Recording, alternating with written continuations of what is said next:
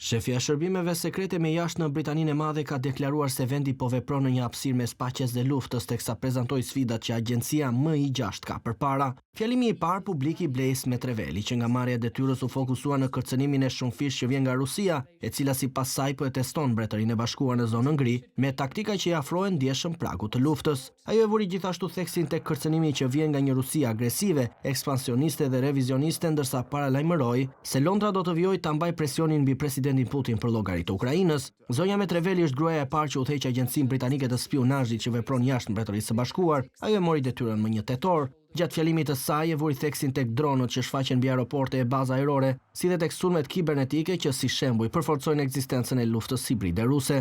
Është me rëndësi t'i kuptojmë synimet e tyre arrogante që shkaktojnë frikë dhe manipulojnë, pasi na prekin të gjithëve, vijoi Metreveli, duke ju referuar sankcionimit të institucioneve ruse të akuzuara për një luftë keq informimi. Shefja e agjentëve 007 shtoi se eksporti i kaosit është një aspekt i rëndësishëm i qasjes së Rusisë në arenën ndërkombëtare.